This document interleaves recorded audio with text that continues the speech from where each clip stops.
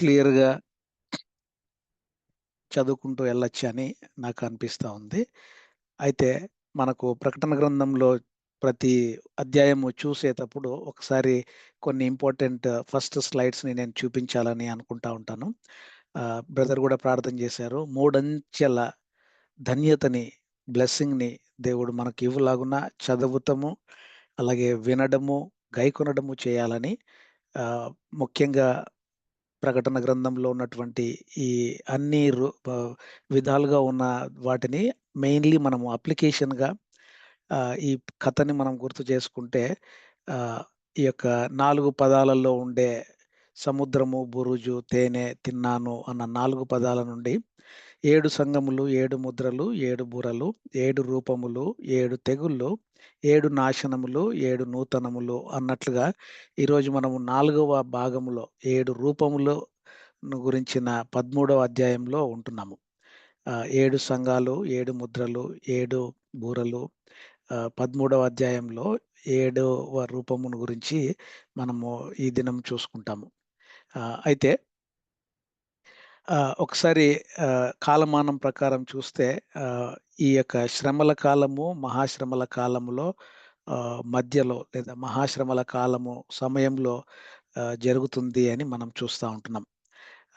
ఈ కాలమానాన్ని కూడా చాలా క్లియర్‌గా మనం అర్థం చేసుకునేకి నేనిక్కడ పెట్టాను. 12వ అధ్యాయంలో 5 రూపములు చూసాము. 13వ అధ్యాయంలో 6వ రూపము, 7వ రూపము మనము చూడబోతా ఉంటున్నాం. ఆహ్, 6వ రూపము సముద్రములో నుండి పైకి వచ్చే ఒక క్రూరమృగము. 7వ రూపము భూమి మీద నుండి పైకి వచ్చే ఒక క్రూరమృగము గురించి ఈరోజు మనము చదవబోతూ అయితే ఆ యొక్క రూపాలన్నీ చూస్తే స్త్రీ ఇశ్రాయేలీయులకు ఆహ్, క్రూరమృగము మహాఘట సర్పము సాతానుకు ఇక్కడ ఈ దినము 2 క్రూరమృగాలు the beast out of the sea, beast out of the earth చూడబోతా ఉంటున్నాం. 13వ అధ్యాయంలో ఉన్నటువంటి అన్ని వచనాలను నేను ఇప్పుడు చదవడం లేదు కానీ దయచేసి మనమందరము చదువుకొని వస్తే బాగుంటదని ఆశపడతా ఉంటున్నాను. ఈ 13వ అధ్యాయంలో ఉండే 18 వచనాలను మనము 3 భాగాలుగా ఒకసారి చూస్తే, మొదటి భాగము ఆ యొక్క క్రూరమృగము, సముద్రము పైనుండి వచ్చే క్రూరమృగం గురించిన మొదటి 6 వచనాలను చూస్తాము. ఆహ్, మొదటి 10 వచనాలు. తర్వాత కొన్ని వచనాలను ఆహ్, భూమి మీద నుండి వచ్చే క్రూరమృగము అంటే అబద్ధ ప్రవక్తకు సాదృశ్యంగాను, ఆహ్, ఇంకా చివరిగా 666 the mark of the beast అనేది కూడా మనము ఈరోజు చూడబోతా ఉంటున్నాం. కాబట్టి 3 అంశాలని ఈ దినము 13వ అధ్యాయంలో చూస్తుంటున్నాం. మొదటి అంశముగా మనం చూసినప్పుడు సముద్రము నుండి వచ్చే ఆ యొక్క క్రూర మృగము. ఆ యొక్క క్రూర మృగము యొక్క వివరణ. అతనికి ఎన్ని పేర్లున్నాయి? అతను ఎలాగ పనిచేస్తాడు? అతను ఎలాగా నిర్వర్తిస్తాడు? డెఫినిషన్ ఎలాగా ఉంటది అని మనము చూస్తాము. మొదటి కొన్ని వచనాలు చూస్తే అతను చిరుత పులిని పోలిన శరీరం కలిగి ఉండడము, పాదములు ఎలుగుబ వంటి పాదములుగాను, నోరు సింహపు నోరు వంటిగాను, దాని పేరు క్రూరమృగము అని ఇక్కడ వ్రాయబడి ఉన్నది. అలాగే అతను ఎలా పనిచేస్తాడు అని మనం చూస్తే అక్కడ శాండ్, సముద్రం దగ్గర ఉండే ఆ శాండ్, సముద్రాన్ని మనము అనేక దేశాలకు చూస్తే ఆహ్, అక్కడ వాటర్స్‌ని ఆహ్, పాత నిబంధన గ్రంథంలో కూడా ప్రవచనాత్మకంగా వాటర్స్‌ని అనేకమైన జనమునకు సాదృశ్యంగాను, అలాగే 7 హెడ్స్, ఆహ్, 7 తలలు, అలాగే 10 కొమ్ములు, ఆహ్, ఈ విధంగా కొన్ని వచనాలను మనము చదువుతూ ఉంటాము. అతనికి ఇచ్చినటువంటి పవర్ దేవుడే given to him, authority given to him అని 6 సార్లు అక్కడ వ్రాయబడి ఉంటది. ఈ 13వ అధ్యాయంలో. కాబట్టి ఆ అథారిటీని దేవుడే ఈ యాంటీ క్రైస్ట్‌కి ఇవ్వడము, తర్వాత అంటే అనుమతించడము, తర్వాత ఆ మహాఘట సర్పము సాతాను కూడా ఇక్కడ ఆహ్, ఆ యొక్క అధికారాన్ని ఈ యాంటీ క్రైస్ట్‌కి ఇవ్వడము, దాని గురించి మనం చూస్తా ఉంటున్నాం. కాబట్టి క్రూర మృగము ఎంత మోసపరుస్తది అని మనల్ని మనం చూస్తే భూజనులందరూ కూడా ఆ క్రూరమునము చేసే సూచన క్రియలకు ఆశ్చర్యపడి నమస్కారం చేస్తారు. ఆ క్రూర మృగం యొక్క నాశనము ఎట్లా ఉంటది అంటే, దేవుణ్ణి ధిక్కరించడము, పరిశుద్ధులను నాశనం చేయడము, దేశాలను ఆధిపత్యం చేసుకొని చెలాయించడము, అనేకమైన జనాలను మోసం చేయడము, ఈ వచనాలలో మనము గమనిస్తా ఉంటాం. అయితే ఈ ప్రత్యేకంగా మనము త్రిత్వమును ఏ విధంగా అర్థం చేసుకుంటామో, తండ్రి అయిన దేవుడు, క్రీస్తు ప్రభుల వారు, పరిశుద్ధాత్మ దేవుడు, ఆ యొక్క త్రిత్వాన్ని అనుకరిస్తూ సాతానుడు కూడా 3 ముగ్గురిగా పనిచేస్తాడు. అయితే త్రిత్వం కాదు. వీళ్ళు దే ఆర్ ఇండివిడ్యువల్ పర్సన్స్. త్రిత్వములో ఉండే ఆ యొక్క యూనిక్‌నెస్ ఈస్ టోటల్లీ డిఫరెంట్. అది మనిషిలో లేదు. ఈ సాతానుకు కూడా లేదు. కానీ సాతానుడు అలాగా అనుకరిస్తాడు. మహాఘట సర్పము అని మనం 12వ అధ్యాయంలో చదువుకున్నాం గదా! ఆయన తండ్రి అయిన దేవుణ్ణి అనుకరించడము, సముద్రంలో నుండి ఈ అధ్యాయంలో 13వ అధ్యాయంలో చదువుకుండే ఈ వాక్య భాగంలో సముద్రములో నుండి వచ్చే క్రూర మృగము అంత్యక్రీస్తును అనుకరించడము, అంత్యక్రీస్తు ప్రభుల వారిని ఇమిటేట్ చేస్తూ ఆయన చేసినటువంటి సూచక క్రియల్లాగా వీడు కూడా చేయడము యాంటీ క్రైస్ట్ మనము గమనిస్తా ఉంటాం.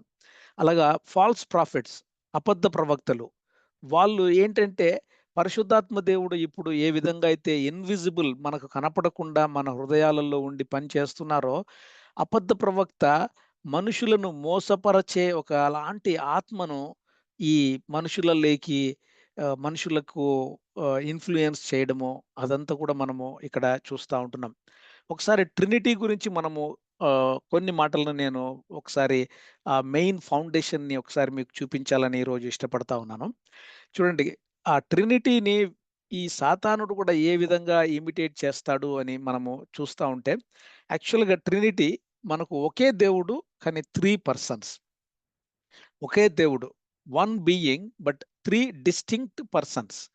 అదే మనిషికి చూస్తే మనిషికి 3 భాగాలుంటాయి. 1 person 3 parts. Whereas God is 1 but 3 persons.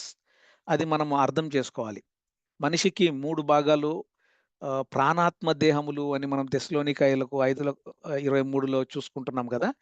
కాబట్టి ప్రాణాత్మ దేహములు ఇక్కడ రైట్ సైడ్ ఉన్న ఇమేజ్‌ని చూస్తే ఆ బాడీకి 5 సెన్సెస్, జ్ఞానేంద్రియాలు అని అంటారు గదా! ఆ 5 సెన్సెస్ వల్ల బాడీ సోల్‌కి సిగ్నల్స్ ఇవ్వడము.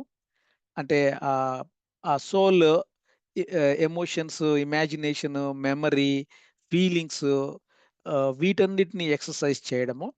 అయితే మన లోపల ఉండే ఆత్మ, మన ఆత్మకి చావు ఉండదు. Either go to heaven or away from God's presence which is hell అని మనము అనుకుంటాము.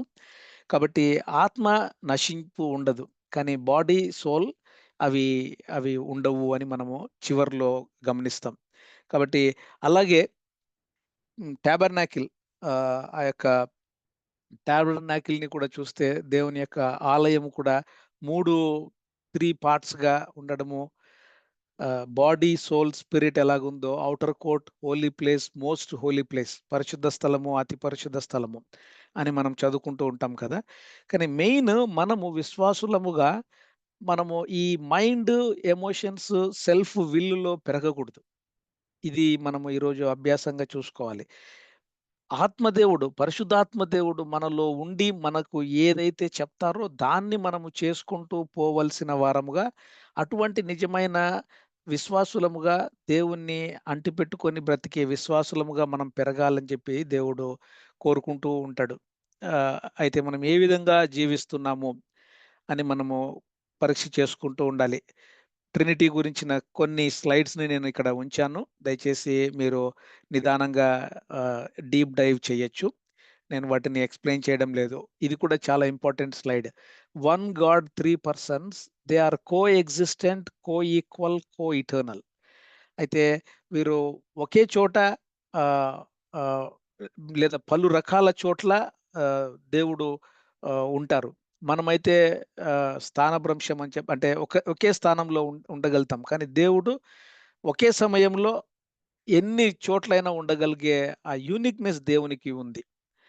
కాబట్టి చివరిగా నేను ఇక్కడ ట్రినిటీకి కౌంటర్ ఫిట్ కూడా మన విశ్వాసులలో ఉంది. ఏంటంటే ది వన్నెస్. వన్నెస్ అనే ఒక ఇంకొక ఆహ్, కల్ట్ అని కూడా మరి అనొచ్చు. అట్లా అంటే వాళ్ళు బాధపడతారు. విశ్వాసులే ట్రినిటీకి వేరే విధమైనటువంటి ట్రినిటీని ఎక్స్‌ప్లెయిన్ చేస్తా ఉంటారు.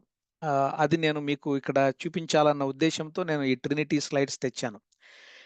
వన్నెస్ అంటే ఏంటంటే వాళ్ళు సూర్యుడిని ఆహ్, ఎగ్జాంపుల్‌గా తీసుకుంటారు. సూర్యుడిలో వేడి ఉంది. తర్వాత వెలుగు ఉంది. అలాగే అగ్ని ఉంది అని చెప్పి ఎక్స్‌ప్లెయిన్ చేసేటటువంటి వన్నెస్‌ని అంటే దేవుడు ఒకడే బట్ డిఫరెంట్ రోల్స్‌లో యేసు ప్రభుల వారు భూమి మీదకొచ్చినప్పుడు దేవుడే శరీరమైన రోల్‌ని తీసుకొని వచ్చాడు అని చెప్పి ఎక్స్‌ప్లెయిన్ చేస్తారు. ఆహ్, అది కొంచెము మిస్‌లీడ్ చేస్తది ట్రినిటీకి అని ఈరోజు నేను ఇక్కడ మీకు కౌంటర్ ఫిట్ ట్రినిటీని సాతానుడు ఏ విధంగా ఇమిటేట్ చేస్తున్నాడో విశ్వాసులలో కూడా ఈ కౌంటర్ ఫిట్ ట్రినిటీ అండర్‌స్టాండింగ్ ఉండడము ఉంది అని చెప్పి నేను మీ మధ్యకు తీసుకొని రావాలని ఇష్టపడతా ఉంటున్నాను. ఎవరైనా డిఫరెన్స్ ఆఫ్ ఒపీనియన్స్ ఉన్నవాళ్ళు మనము చివర్లో we can go and discuss more about that. Ah, నేను చెప్పకూడదు కానీ కొంతమంది దైవజనులు ఆహ్, ఈ యొక్క వన్నెస్‌ని ఎక్స్‌ప్లెయిన్ చేస్తా ఉంటారు. కాబట్టి మనం కొంచెం జాగ్రత్తగా ఉండాలి. అయితే ఈ beast out of the sea ఈ యొక్క క్రూరమృగము బాడీ ఎట్లా ఉంటది? శరీరము అంటే చిరుతపులిని పోలి ఉండడము, పాదములు ఎలుగుబంటి పాదములుగా ఉండడము, నోరు సింహపు నోరు. ఇక్కడ మనం ఇమేజ్ చూస్తున్నాం గదా! ఆ విధంగా చిరుతపులి, సింహపు నోరు, తర్వాత పాదములు ఆహ్, ఎలుగుబ వంటి పాదములు. చాలా విచిత్రంగా ఉంది గదా! ఆహ్, ఈ బీస్ట్ ఈ క్రూరమృగము ఒక దేశముకు సాదృశ్యంగా అయినా ఉండొచ్చు. లేదా ఒక ఇండివిడ్యుయల్‌కి, ఒక పర్సన్‌కి సాదృశ్యంగా అయినా ఉండొచ్చు అని మనం ఇక్కడ చూస్తా ఉంటున్నాం. అప్లికేషన్ ఒకసారి చూస్తే ఏవైతే ఈ ఫిగరేటివ్‌గా, సింబాలిక్‌గా ఉన్నాయో మనము ఇంటర్ప్రెట్ చేసుకునేటప్పుడు చాలా జాగ్రత్తగా ఇంటర్ప్రెట్ చేసుకోవాలి. ఏది ఇంటర్ప్రెట్ చేసుకున్నా వాక్యము తిరిగి మనకు మరి ఒక చోట క్రాస్ రెఫరెన్స్ ఆహ్, లేఖనాల భాగము ఎక్కడ ఉంది అని గమనిస్తూ దాన్ని మనము ఆధారం చేసుకొని అర్థం చేసుకోవాలని దేవుడు మనకు ఆహ్, గుర్తు చేస్తా ఉన్నారు. విశ్వాసులకి డ్రీమ్స్, విజన్స్ ఇలాగా కూడా వస్తా ఉంటాయి. But we have to be very, very careful when we are interpreting. వాక్యానుసారంగా ఆత్మానుసారమైన ఇంటర్ప్రిటేషన్‌ని మాత్రమే మనం తీసుకోవాలి. ఆ విషయంలో మనం చాలా జాగ్రత్తగా ఉండాలి అని దేవుడు మనకు ఇక్కడ గుర్తు చేస్తా ఉంటున్నాడు. ఒకవేళ ఈ స్క్రిప్చర్స్‌ని మనం చూస్తే, లేఖనాలను చూస్తే పాత నిబంధన గ్రంథంలో దానియేలు 2వ అధ్యాయము, 7వ అధ్యాయము, అలాగే 8వ అధ్యాయము. ఈ 3 అధ్యాయాలలో చాలా క్రాస్ రెఫరెన్సెస్ మనము ప్రకటన గ్రంథము 13వ అధ్యాయంలో గమనిస్తాము. ఏంటంటే దానియేలు 2వ అధ్యాయంలో ఆహ్, ఇదే 2 అధ్యాయము అలాగే 7వ అధ్యాయంలో నెబుకద్నెజరు రాజుకు ఒక కల రావడము, దానికి ఎగ్జాక్ట్‌గా రిజెంబుల్ చేస్తూ ప్రవక్త అయినటువంటి దానియేలుకు దర్శనములో దేవుడు చెప్పడము. ఆ యొక్క నెబుకద్నెజరుకు వచ్చిన కల మర్చిపోతాడు. అందరిని జ్ఞానవంతులను పిలిచి, "నాకు మీరు కల చెప్పాలి, కల భావం చెప్పాలి" అంటే ఎవ్వరు చెప్పలేరు.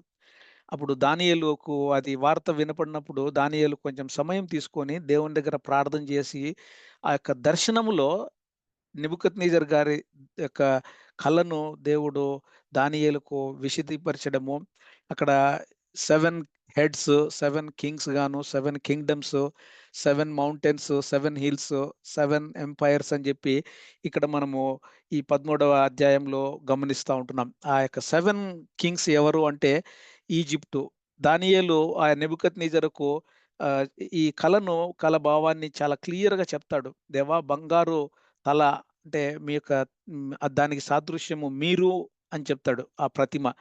కానీ చివరికి నెబుకద్నెజర్ ఏం చేస్తాడంటే మొత్తం ఆ యొక్క విగ్రహం అంతా కూడా బంగారుతో చేయబడ్డము.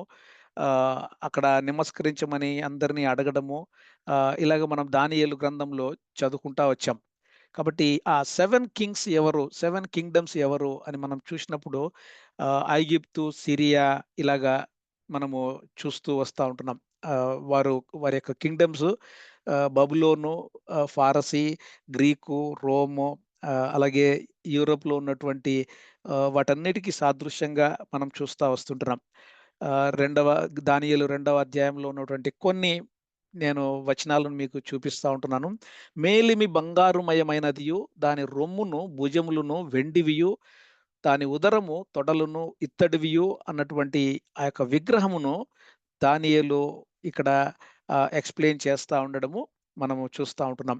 చివరిది పాదములు ఐరన్ అండ్ క్లే, ఇనుము మరియు మట్టితో కూడినటువంటి అది సాదృశ్యం ఇక్కడ యాంటీ క్రైస్ట్ రూల్. ఆ చివరిది పాదములు ఆ యాంటీ క్రైస్ట్ రూల్‌కి ఆహ్, ఇక్కడ చూడండి ఐరన్ అండ్ క్లే 2 పదార్థాలు, ఐరన్, క్లే కలవవు.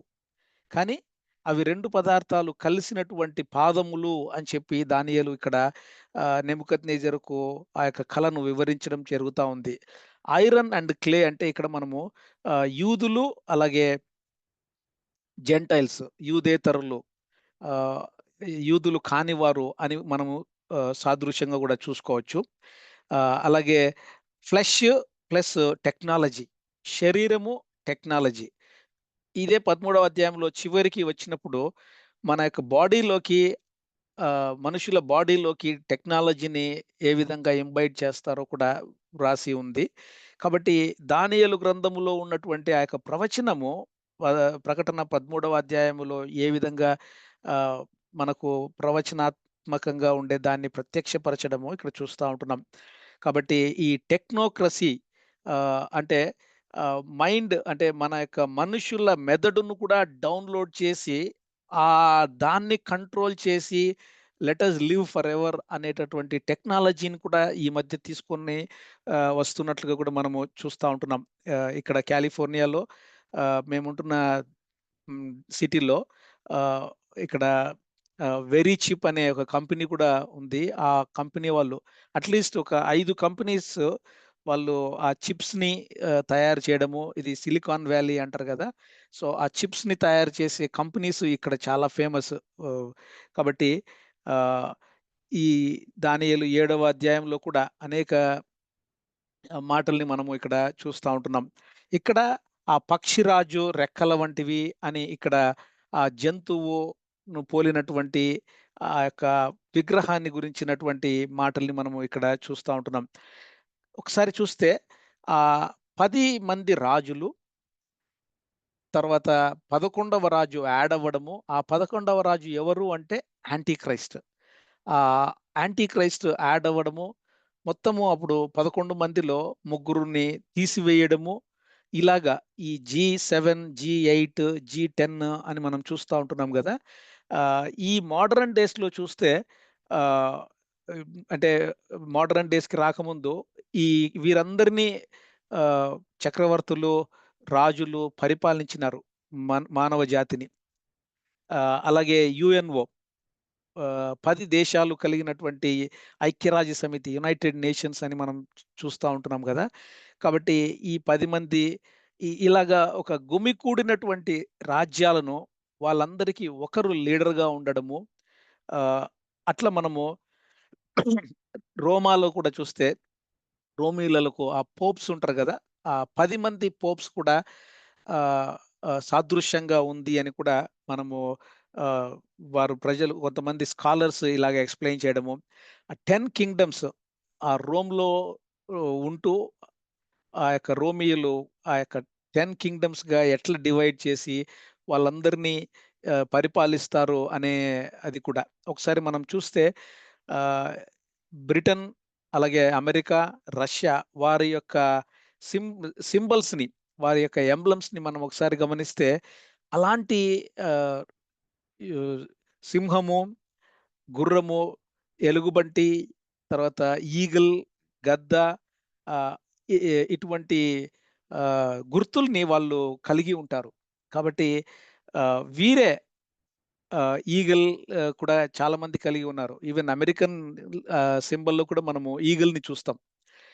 అలాగే జర్మన్ నాజీ ఈగిల్, ఈజిప్ట్ వాళ్ళ దగ్గర కూడా ఈగిల్. సో, ఈ విధంగా ఆ యొక్క ఆహ్, పక్షిని గుర్తుగా వాడుకోవడము మనము గమనిస్తా ఉంటున్నాం. అలాగే ఈ సాతానుడు అంత్యక్రీస్తు చనిపోవడము, చనిపోవడం కాదు కానీ అక్కడ చాలా పెద్ద దెబ్బ తగిలి చనిపోయినట్లుగా ఉండిపోవడము. 14 వచనంలో చూస్తే కత్తి దెబ్బ తినియు బ్రతికిన ఈ క్రూర మృగమునకు అని ఉంటది. కత్తి దెబ్బ తినియు బ్రతికిన ఈ క్రూర మృగముని 2, 3 చోట్ల మనం చూస్తా ఉంటున్నాం ఇక్కడ. కాబట్టి ఆహ్, ఎప్పుడైతే ఆ యాంటీ క్రైస్ట్ ఆహ్, దెబ్బ తిని ఇంకా ఆల్‌మోస్ట్ చనిపోయినట్లుగా కనపడుతూ ఆహ్, బ్రతికి మళ్ళీ బయటికి రావడము ఎప్పుడైతే చూస్తారో మానవ జాతి భయపడి ఆ మానవుడు వాడికి నమస్కారం చేయడము మనం చూస్తా ఉంటున్నాం. అయితే దయచేసి గమనించండి. వాడికి అంత్యక్రీస్తుకు విజ్డమ్ ఉంది, బ్యూటీ ఉంది, ఎబిలిటీ ఉంది, సూపర్ న్యాచురల్ గిఫ్ట్స్ ఉన్నాయి. అవన్నీ పక్కన బెట్టి ఏమి కోరుకుంటున్నాడు అంటే, నన్ను అందరూ ఆరాధన చెయ్యాలి అనేటటువంటి ఆరాధనని ఆస్వాదిస్తాడు. ఎప్పుడైతే ఆరాధనని ఆస్వాదిస్తాడో భూమి మీదకి తోయబడిపోతాడు. కాబట్టి మనము బాగా గమనిస్తే అథారిటీ గివెన్ అని 6 టైమ్స్ ఉంటది. ఆ నోరు కూడా, ఆ నోరును నోట్లో నుంచి అగ్గి రావడము, తర్వాత ప్రవాహము వెళ్ళడము, ఇలాగ మనము చదువుతా ఉంటున్నాం గదా! ఆ మౌత్ అనే దాన్ని గూడా చూస్తే, మనం కూడా దేవుణ్ణి అదే నోటితో మనము దేవుణ్ణి ఆరాధన చేస్తాము. ఒక్కొక్కసారి ఒకవేళ ఎప్పుడైనా ఎక్కడైనా మనము రెబెలియన్‌గా ఉంటే, దేవునికి అగెయిన్స్ట్‌గా ఉంటే, మనం కూడా వీడికి పట్టిన గతి మనకు పడతది అని చెప్పి ఇక్కడ మనకు దేవుడు గుర్తు చేస్తా ఉంటున్నాడు. ఎందుకంటే సామెతలు 18, 21లో death and life are in the power of mouth అని కూడా మనం చూస్తా ఉంటున్నాం గదా! ఆ యొక్క నోటి టంగ్స్ టవర్ ఆఫ్ బాబేల్ అంటే బాబేలు గోపురం దగ్గర ఎప్పుడైతే మనుషుడు ఆకాశము మట్టుకు నేను ఒక గోపురాన్ని కట్టాలని ఆశపడతాడో, అప్పుడే దేవుడు ఆ యొక్క టంగ్స్‌ని ఇతర భాషలను వేరు వేరు చేసేసి వాళ్ళలో కన్‌ఫ్యూజన్ క్రియేట్ చేస్తాడు. కానీ దానికి దాన్ని ఒకసారి రివర్సల్ చేసే సమయం ఎప్పుడు అంటే, అది డే ఆఫ్ పెంటెకోస్ట్. పెంతెకోస్తు దినమున దేవుడు తిరిగి మానవులకు ఆ అదర్ టంగ్స్ అంటే భాషలు మాట్లాడే ఆ యొక్క గిఫ్ట్‌ని దేవుడు ఇవ్వడం జరుగుతది.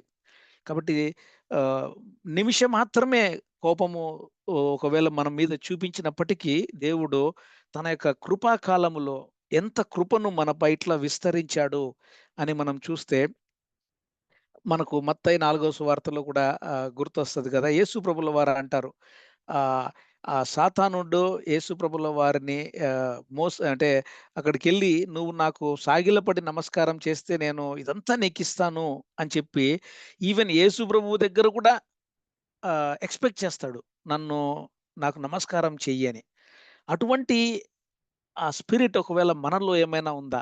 ఎందుకంటే ఒకటో యోహాను పత్రిక రెండవ అధ్యాయం 18, 19 వచనాలలో చూసినప్పుడు ఆహ్, అంత్యక్రీస్తులు అని చెప్పి ఇక్కడ మనకు రాయబడుతూ ఉంటది. క్రీస్తు విరోధి వచ్చునని మీరు వింటిరి గదా! ఇప్పుడును అనేకులైన క్రీస్తు విరోధులు బయలుదేరి ఉన్నారు అని ఆ యొక్క యోహాను అపోస్తలుడైనటువంటి యోహాను భక్తుడు కడవరి గడియ గురించినటువంటి మాటల్ని అప్పుడే చెప్పారు. కాబట్టి మనం కూడా ఒకసారి అటువంటి యాంటీ క్రైస్ట్‌కి కలిగిన ఆ స్పిరిట్‌ని ఏమైనా మనలో ఉందా అని మనం గమనించుకోవాలి. అది పాలిటిక్స్‌లోనూ, బిజినెస్ వరల్డ్‌లోనూ, మతపరమైనటువంటి మత రాజకీయాలలోనూ, ఈ క్రైస్తవ సంఘాలలో మనము చూస్తా ఉంటున్నాం. కాబట్టి అలాగ మనము ఉండకూడదు అని చెప్పి దేవుడు మరి ఒకసారి మనకు గుర్తు చేస్తూ, అటువంటి స్పిరిట్ ఆఫ్ యాంటీ క్రైస్ట్ ఏం చేస్తదంటే ఆహ్, ఆహ్, మనము మనల్నందరూ అప్రిషియేట్ చేయాలని, మనల్ని అందరూ గుర్తించాలని, రెస్పెక్ట్ చేయాలని, పాపులారిటీని సీక్ చేస్తూ ఉండేటటువంటి ఆ చెడ్డ గుణము చాలా డేంజరస్ గుణము అని చెప్పి దేవుడు ఈరోజు గుర్తు చేస్తా ఉన్నారు. ఒకవేళ నువ్వు కూడా కొంతమంది మనుషుల లీడర్స్‌ని అంటే దైవజనులుగా చెప్పేటటువంటి మంచి మంచి దైవజనులు కోర్స్ దేవుడు వాళ్ళను ఆశీర్వదించి ఉండొచ్చు. దేవుణ్ణి మనం పక్కన పెట్టి ఒక్కొక్కసారి దైవజనులను చాలా ఆరాధిస్తా ఉంటాం. మనము దైవజనులను అప్రిషియేట్ చేయొచ్చు. వారి యొక్క ఆహ్, వారి యొక్క గుణాలను గమనించి వారు ఎక్సర్సైజ్ చేసినటువంటి దేవుని యొక్క ఆహ్, గిఫ్ట్స్‌ని మనం కూడా ఎక్సర్సైజ్ చేయొచ్చు. కానీ మనము దైవజనులను ఎప్పుడు కూడా ఆరాధన చేయకూడదు. We cannot be after ah, God servants. But we can definitely appreciate them. But our worship goes only to God and God alone అని మనం గుర్తు చేసుకోవాలి. మనము ఆ యొక్క స్తుతిని ఆస్వాదించకూడదు. మనము ఇంకొక మనిషిని మనము స్తుతించి ఆరాధన చేసే విధంగా ఉండకుండా, దేవుణ్ణి మాత్రమే మనము స్తుతించాలి, ఆరాధన చేయాలి అని చెప్పి దేవుడు మనకు మరొకసారి గుర్తు చేస్తా ఉన్నాడు. ఆ విధంగా మనము విశ్వాస జీవితంలో బ్రతుకుతూ ఇక్కడ ప్రకటన గ్రంథం 8వ అధ్యాయంలో 13, 8లో జగదుత్పత్తి మొదలుకొని వధింపబడి ఉన్న గొర్రెపిల్ల యొక్క జీవగ్రంథమందు ఎవరి పేరు వ్రాయబడలేదో అని ఉంటది. కాబట్టి నీ పేరు, నా పేరు ఆ జీవగ్రంథములో బుక్ ఆఫ్ లైఫ్‌లో ఉందా లేదా? క్రీస్తు ప్రభుల వారి రక్త ప్రోక్షణలో కడగబడిన వారమై ఆ యొక్క గ్రంథములో మన పేర్లను మనము దేవుని చేత లిఖించబెట్టుకొని ఉంటే మంచిది అని దేవుడు గుర్తు చేస్తా ఉన్నాడు. కాబట్టి ఇక్కడ బుక్ ఆఫ్ లైఫ్ అని వచ్చిన దాని గురించి నేను అన్ని 5 రకాల బుక్స్ మన యొక్క పరిశుద్ధ గ్రంథంలో ఉన్నటువంటి రెఫరెన్సెస్‌ని నేను మీ ముందుకు తీసుకొని వస్తా ఉంటున్నాను. ఎప్పుడైనా మనము ఈ డిఫరెంట్ బుక్స్ గురించిన ఆహ్, డీప్ డైవ్ ఎప్పుడైనా ఇంకోసారి కలిగి ఉండొచ్చు. కాబట్టి అలాగే 6, 7, 8 వచనాలలో ఆహ్, హెవెన్లీ డ్వెల్లర్స్, అర్త్‌లీ డ్వెల్లర్స్ అని ఉంటది. కాబట్టి నీవు నేను పరిశుద్ధులముగా ఉన్నవారమైతే ఆ యొక్క ఆహ్, దేవుని బిడ్డలముగా ఉన్నవారమైతే దేవుని యొక్క గొర్రెపిల్ల జీవ గ్రంథమందు మనము వ్రాయబడి ఉంటాము. మన పేర్లు వ్రాయబడి ఉంటాయి.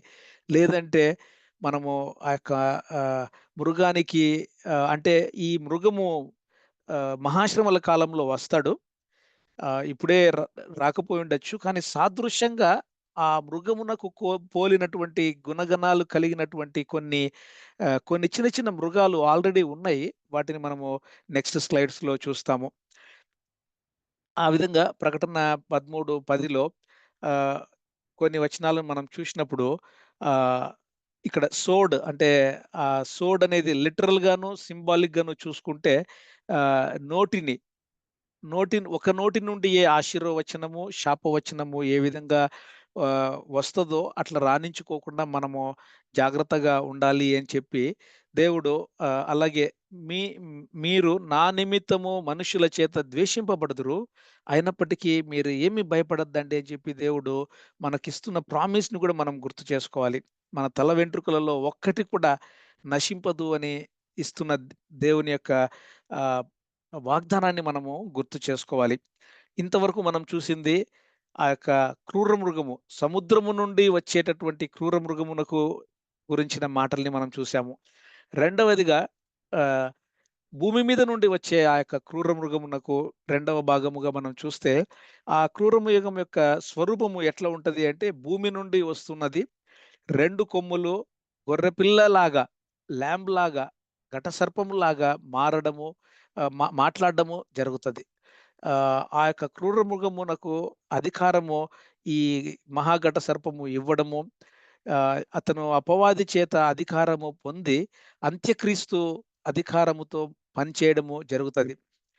అతను కూడా అద్భుతాలు చేయడము, పరలోకం నుండి అగ్నిని తర్వాత ఏలియా ఏ విధంగా అయితే తీసుకొనొచ్చాడో కొన్ని అద్భుతాలు చేస్తాడు. దయచేసి ఇక్కడ గమనించండి. సైన్స్ అండ్ వండర్స్ ఎక్కడెక్కడ మనము చూస్తా ఉంటున్నామో, ఈ దినాలలో ప్రతి సైను, ప్రతి వండరు దేవుని దగ్గర నుంచి వస్తుంది అని మనం అనుకోకూడదు. దైవజనులే తీసుకొని రావచ్చు. దైవజనులుగా చలామణి అవుతున్నటువంటి కొంతమంది కొన్ని వండర్స్ చేయొచ్చు. బట్ ప్రతి వండర్ అంటే వాళ్ళు చేసే ఆ మిరకిల్స్ కానీ అవన్నీ కూడా అవి దేవుని దగ్గర నుంచే వస్తున్నాయి అని మనము పరిగణలోనికి తీసుకోకూడదు అని కూడా ఇక్కడ మనము ఆహ్, అంటే ఈ సాతానుడు కూడా మనుషులకు అటువంటి అధికారాన్ని ఇస్తారు అని చెప్పి మనం ఇక్కడ చూస్తా ఉంటున్నాం. ఈ క్రూర మృగము, భూమి మీద నుంచి వచ్చే క్రూర మృగము యూదుల నుంచి రావచ్చు అని కూడా చెప్తారు.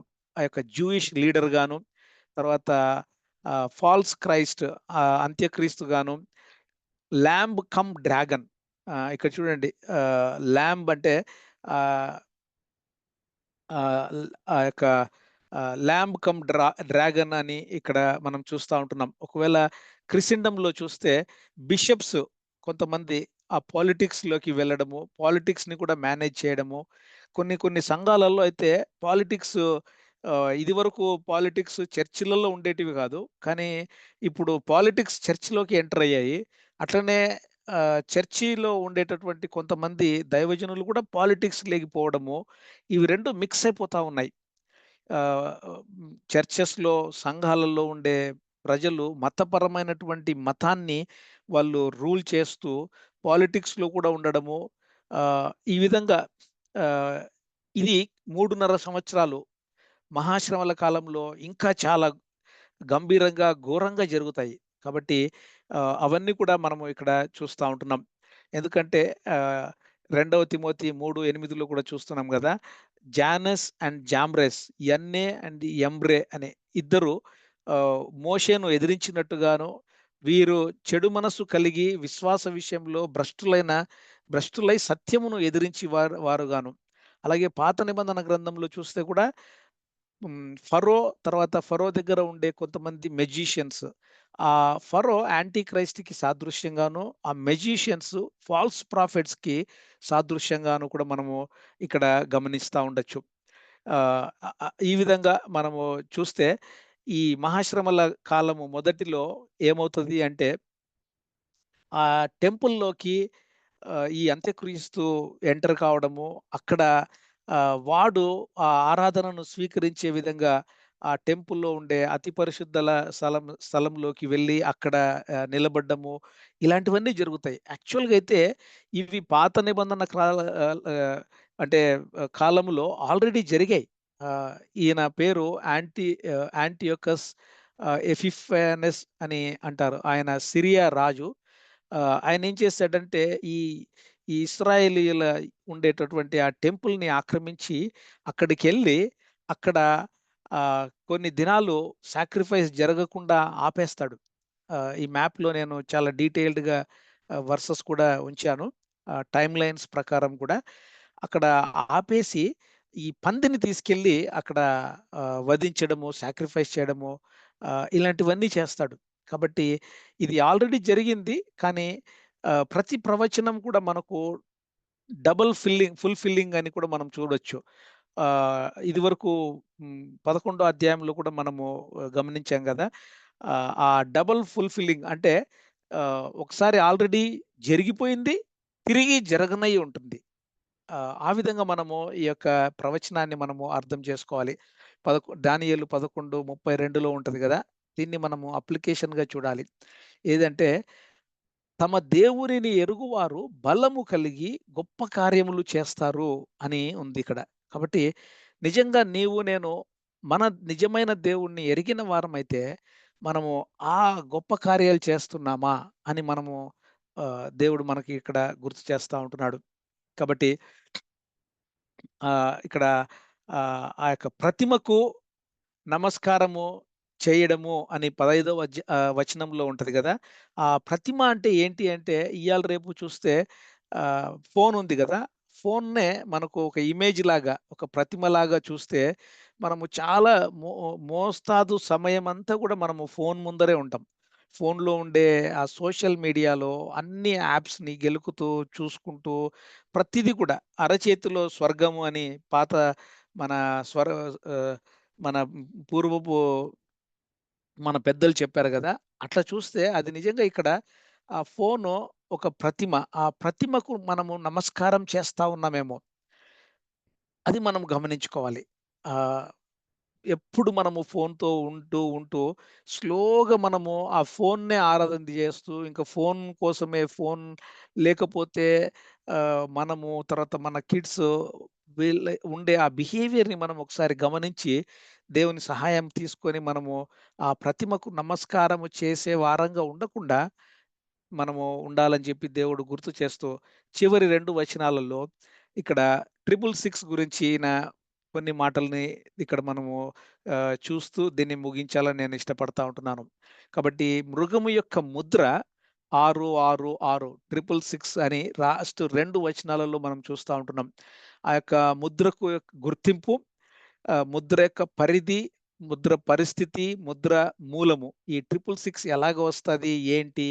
అని మనము ఈ మార్క్ ఆఫ్ ఐసోలేషన్, ఆ మార్క్ ఏం చేస్తదంటే ఇక్కడ ఆహ్, యేసు ప్రభు ద ద ద దేవుడు మనకు మన యొక్క హృదయాలకి ముద్ర వేస్తాడు. కానీ సాతానుడు వాడిని వెంబడించే మనుషులకు మార్కేస్తాడు. అంటే గుర్తిస్తాడు. గుర్తింపు ఇస్తాడు. కానీ మనము ఆ గుర్తింపును తీసుకోకూడదు. గుర్తింపును తీసుకోకుండా దేవాది దేవుడు మనకు పరిశుద్ధాత్మ దేవుని యొక్క ముద్రను మనం హృదయాల మీద మన యొక్క స్పిరిట్‌కి వేసేటటువంటి ఆ ముద్రను మనం స్వీకరించాలి. కాబట్టి Satan always marks his people, గుర్తింపునిస్తాడు. కానీ దేవుడు మనకు ముద్రనేస్తాడు. కాబట్టి ఆ సాతాను యొక్క మార్క్‌ని మనము చాలా జాగ్రత్తగా, ఆ టాటూస్ కూడా ఉంటాయి గదా! ఆ టాటూస్ కూడా నిర్గమాకాండంలో, సారీ, లేవియాకాండంలో ఉంటది. ఆహ్, లెవిటికస్‌లో టాటూస్ కూడా ఒక పాపము అని ఉంటది. కాబట్టి మన పిల్లలు గాని, ఎవరైనా కూడా అట్లా టాటూస్‌కి ఎంకరేజ్ అయితా ఉంటే, ఆ లెవిటికస్‌లో ఉన్న వచనం మనం చూపించి అది వేయించుకోకూడదు అని మనము డిస్కరేజ్ చేయాలి. ఒకవేళ ఆల్రెడీ వేసుకొని కొంతమంది ఎవరైనా బిలీవర్స్ ఆహ్, కనపడితే దయచేసి వారిని మనము జడ్జి చేయకూడదు. ఎందుకంటే దేవుణ్ణి తెలుసుకోక ముందేమైనా వాళ్ళు వేసుకున్నారేమో. దాని తర్వాత వారు దాన్ని రిమూవ్ చేసుకోలేరు కాబట్టి అలాగేమన్నా ఉన్నారేమో అని అర్థం చేసుకుంటూ మనము వారిని వేరే విధంగా జడ్జి చేసి అట్లా ఉండకుండా ఉండేదానికి ఆహ్, ఉండాలని జెప్పి ఆ 666 గురించిన ఒక చిన్న క్లిప్‌ని మీకు చూపించాలని ఇష్టపడతా ఉంటున్నాను. దయచేసి అది చూడండి. When Elias Brotberger goes to work, he doesn't need ID. And he doesn't need money. In fact, much of what he needs to get through the day is hidden right there, just below the surface, in his hand. You like to touch it? Yeah. Yeah? Oh, weird. Yeah, it's Yeah. like a grain of rice. Yeah, a grain of rice. Embedded in his hand is a microchip that serves as his keys, his ID, and his wallet. Yeah, it's all in chip. So I use it like to get around the building. Buy snacks. Yeah, exactly. Let's buy some snacks. So I can't open it. No. Okay. So what I need to do is I need to first blip my chip and it will log me in. And from there I get access to the fridge. Popular TV shows like Black Mirror have imagined chips as part of a dystopian future. Install ingrain procedure with local anesthetic and you're good to go. In Sweden, the microchips are already here. The microchip implants use the same technology that's in contactless credit cards. Which have made cash pretty much obsolete in Sweden. No cash. At this tech fair, a chipping event for those on the cutting edge, merging their hands with this new technology. I thought it would be fun, right? The process is simple and swift. A pinch of the skin, and in a matter of seconds, the chip is inserted. The transformation is complete. As for the pain, I barely felt it. but even in this nation of early adopters, not everyone is racing to get chipped. Feel less human. I will feel like a robot. I think, it's so much more data can go into this, when it's in your body. There's no central registry tracking how many people are chipped, but biohacker Hannes Wellblood estimates between 5 and 10,000. In the future, do you think everyone is going to be chipped? I think it'll be voluntary, but I am certainly convinced that millions of people will find it very, very valuable to have a smart device under their skin. Human microchipping may be our future, but in Sweden, it's already reality. Sarah Harmon, NBC News, Stockholm. కాబట్టి ఈ విధంగా చూస్తే chip already implant చేయడము, ఆ యొక్క గుర్తు already చాలామంది తీసుకుంటూ ఉన్నట్లుగా మనము చూస్తా ఉంటున్నాం. ఇంకా ఎకనామిక్ ఆర్థిక చిహ్నంగా కూడా చూస్తే ఈ క్రిప్టో కరెన్సీ ఇప్పుడు వస్తా ఉంది గదా! ఆ క్రిప్టో కరెన్సీ కూడా ఈ 666కి లీడ్ చేస్తున్నట్లుగా కూడా ఆహ్, ఈవెన్ ట్రంప్ కూడా తన యొక్క క్రిప్టోని రిలీజ్ చేయడము, ఈ విధంగా మనం చూస్తే చాలా జాగ్రత్తగా ఉండాలి అని మనము ఆహ్, ఈ చిప్ గురించిన మాటల్ని కూడా చూస్తా ఉంటున్నాం. అయితే ఇక్కడ చాలా ఆహ్, స్లైడ్స్ నేను పెట్టాను. దయచేసి మీరు నిదానంగా చదవండి. ఈ గుర్తు దేనికి సంబంధించింది అని చెప్పి ప్రజలు అవగాహన లేకుండా తీసేసుకుంటా ఉంటున్నారు. అయితే మనము దేవుడు మరి మనకు తన యొక్క సమయంలో మనకు అన్ని ఇన్ఫర్మేషన్‌ని ముందుగానే ఇస్తున్నారు కాబట్టి మనము జాగ్రత్తగా మాక్సిమం విలువబడిన వారిలో ఉండకుండా ఎత్తబడిన సంఘంలో ఉంటూ, అటువంటి సమయాలలో మనం ఉండకుండా ఉండేదానికి ప్రార్థన చేయాలని చివరిగా ఆహ్, ఇక్కడ నేను యేసు ప్రభు అనే ఆ గ్రీక్‌లో ఉండే ఆ లెటర్స్‌ని బట్టి కూడా ఇది, ఇది వాక్య భాగంలో లేదు కానీ మనిషికి 6 గుర్తు, అలాగే 7 పర్ఫెక్షన్‌కి గుర్తు. అయితే న్యూ క్రియేషన్‌కి 8 గుర్తుగా చూస్తే, ఈ యేసు ప్రభుల వారి స్పెల్లింగ్‌లో కూడా గ్రీక్‌లో చూస్తే ఆ నంబర్స్‌ని మనం అలాగ పెడితే 8 రావడము అది న్యూ క్రియేషన్‌కి. కాబట్టి మనము ఆ న్యూ క్రియేషన్‌కి రెడీ అవ్వాలని, ఈ విధంగా ఎవరైతే ఆ చిప్‌ని వాళ్ళ యొక్క శరీరంలో వేసుకుంటారో వాళ్ళు ఆహ్, యాంటీ క్రైస్ట్‌ని పబ్లిక్‌గా ఫాలో అవుతున్నట్లు. కానీ సీక్రెట్‌గా ఫాలో అయ్యేవాళ్ళు కూడా ఉంటారు.